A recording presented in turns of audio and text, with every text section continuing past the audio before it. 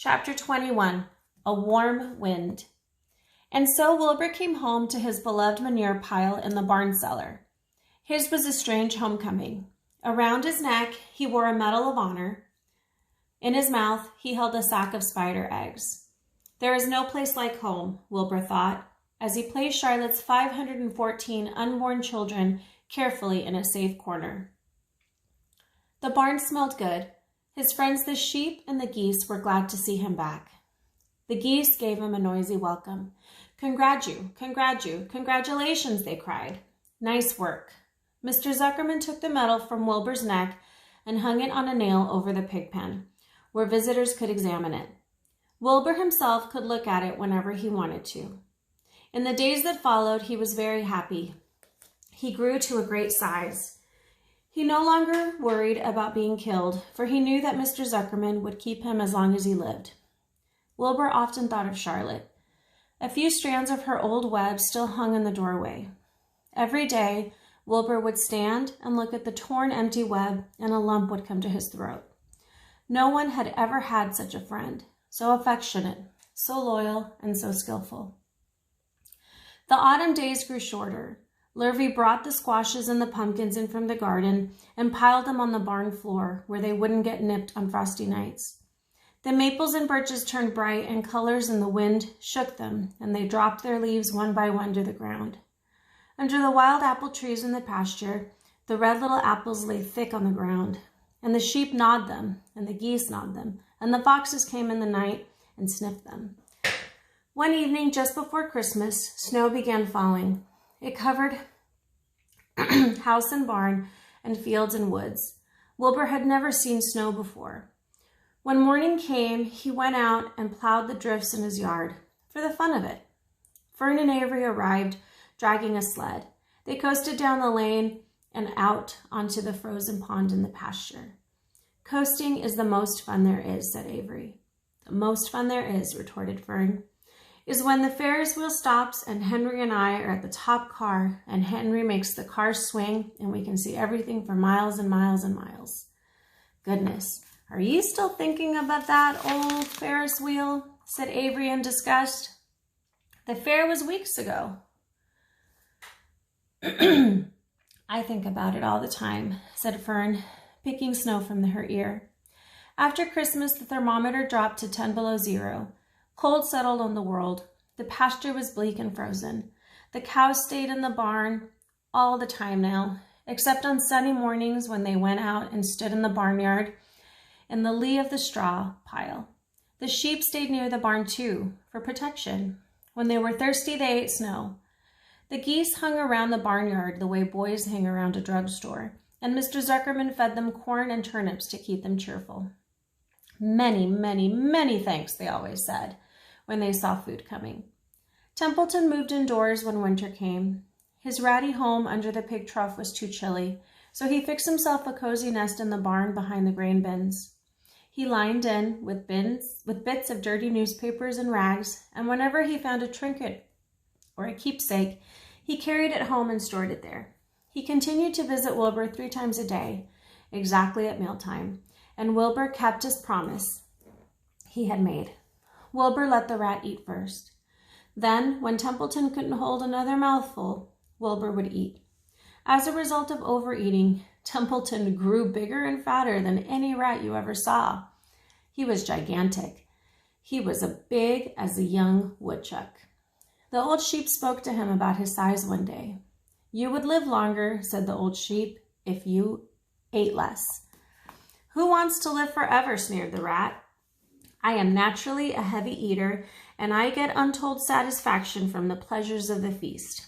He patted his stomach, grinned at the sheep, and crept upstairs to lie down. All winter, Wilbur watched over Charlotte's egg sack as though he were guarding his own children. He had scooped out a special place in the manure for the sack, next to the board fence.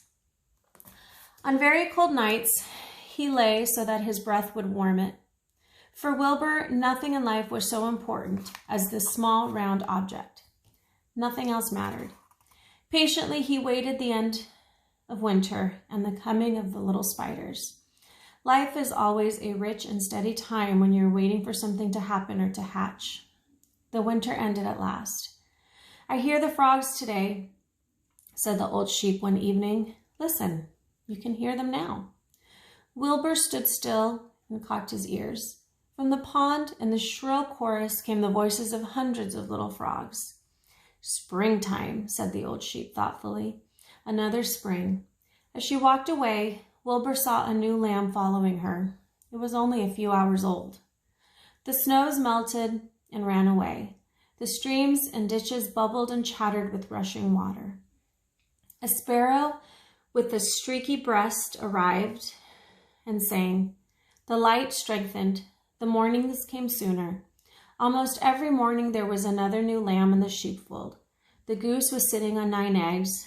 The sky seemed wider and warm, and a warm wind blew. The last remaining strands of Charlotte's old web floated away and vanished. One fine sunny morning after breakfast, Wilbur stood watching his precious sack. He wasn't thinking of anything much. As he stood there, he noticed something move. He stepped closer and stared. A tiny spider crawled from the sack. It was no bigger than a grain of sand, no bigger than the head of a pin. Its body was gray with a black stripe underneath. Its legs were gray and tan. It looked just like Charlotte. Wilbur trembled all over when he saw it. The little spider waved at him. Then Wilbur looked more closely. 2 more little spiders crawled out and waved. They climbed round the sack, exploring their new world. Then 3 more little spiders, then 8, then 10. Charlotte's children were here at last. Wilbur's heart pounded. He began to squeal. Then he raced in circles, kicking manure into the air. Then he turned a backflip. Then he planted his front feet and came to a stop in front of Charlotte's children. "Hello there," he said. The first spider said hello, but its voice was so small, Wilbur couldn't hear it. "I am an old friend of your mother's," said Wilbur. "I'm glad to see you. Are you all right? Is everything all right?" The little spiders waved their forelegs at him. Wilbur could see by the way they acted that they were glad to see him. "Is there anything I can get you? Is there anything you need?" The young spiders just waved. For several days and several nights, they crawled here and there, up, down, around, and about, waving at Wilbur, trailing tiny drag lines behind them and exploring their home. There were dozens and dozens of them. Wilbur couldn't count them, but he knew that he had a great many new friends. They grew quite rapidly.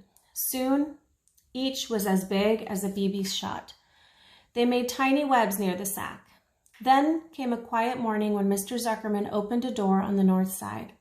A warm draft of rising air blew softly through the barn cellar. The air smelled of the damp earth, of the spruce woods, of the sweet springtime. The baby spiders felt the warm updraft. One spider climbed to the top of the fence. Then it did something that came as a great surprise to Wilbur. The spider stood on its head, pointed its spinnerets in the air, and let loose a cloud of fine silk. The silk formed a balloon. As Wilbur watched, the spiders let go of the fence and rose into the air. "Goodbye," it said, as it sailed through the doorway. "Wait a minute," screamed Wilbur. "Where do you think you're going?" But the spider was already out of sight. Then another baby spider crawled to the top of the fence, stood on its head, made a balloon, and sailed away. Then another spider, then another. The air was soon filled with tiny balloons, each balloon carrying a spider. Wilbur was frantic. Charlotte's babies were disappearing at a great rate. "Come back, children," he cried. "Goodbye," they called. "Goodbye, goodbye." At last, one little spider took time enough to stop and talk to Wilbur before making its balloon. "We're leaving here on the warm updraft. This is one moment for setting forth. We are aeronauts. And we are going out into the world to make webs for ourselves." "But where?" asked Wilbur. "Wherever the wind takes us.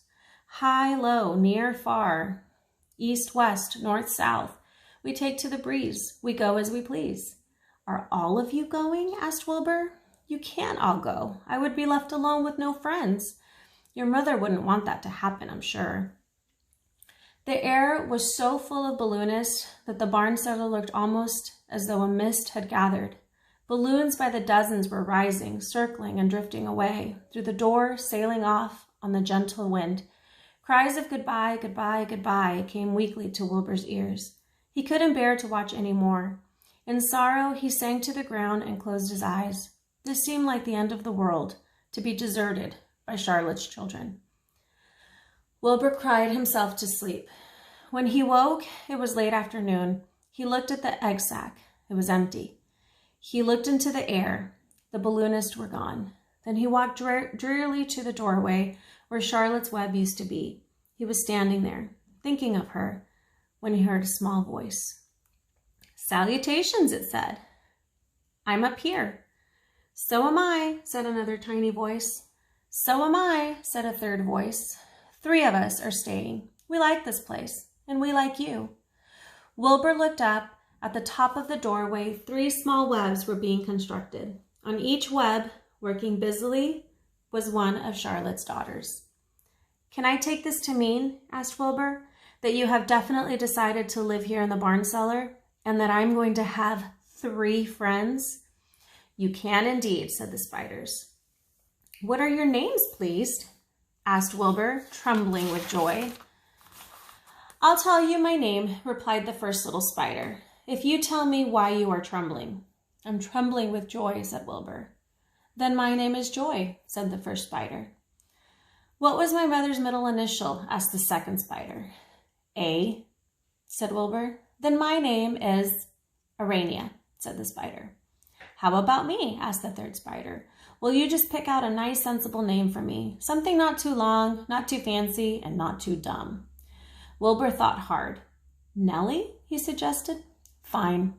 I like that very much," said the third spider. "You may call me Nellie." She daintily fastened her orbed line to the next spoke of the web. Wilbur's heart brimmed with happiness. He felt that he should make a short speech of this very important occasion. "Joy, Arania, Nellie," he began. "Welcome to the barn cellar. You have chosen a hollow doorway from which to string your webs. I think it's only fair to tell you that I was devoted to your mother. I owe my very life to her. She was brilliant, beautiful, and loyal to the end. I shall always treasure her memory. To you, her daughters, I pledge my friendship forever and ever." "I pledge mine," said Joy. "I do too," said Arania. "And so do I," said Nellie, who had just managed to catch a small gnat. It was a happy day for Wilbur, and many more happy, tranquil days followed. As time went on, and the months and the years came and went, he was never without friends. Fern did not come regularly to the barn anymore. She was growing up and was careful to avoid childish things, like sitting on a milk stool near a pig pen. But Charlotte's children and grandchildren and great-grandchildren, year after year, lived in the doorway. Each spring, there were new little spiders hatching out to take the place of the old. Most of them sailed away on their balloons, but always 2 or 3 stayed and set up housekeeping in the doorway. Mr. Zuckerman took fine care of Wilbur all the rest of his days, and the pig was often visited by friends and admirers, for nobody ever forgot the year of his triumph and the miracle of the web. Life in the barn was very good. Night and day, winter and summer, spring and fall, dull days and bright days. It was the best place to be, thought Wilbur. This warm, delicious cellar with the garrulous geese, the changing seasons, the heat of the sun, the passage of the swallows, the nearness of rats, the sameness of sheep, the love of spiders, the smell of manure, and the glory of everything. Wilbur never forgot Charlotte. Although he loved her children and grandchildren dearly, none of the new spiders ever quite took her place in his heart. She was in a class by herself. It is not often that someone comes along who is a true friend and a good writer. Charlotte was both. The end.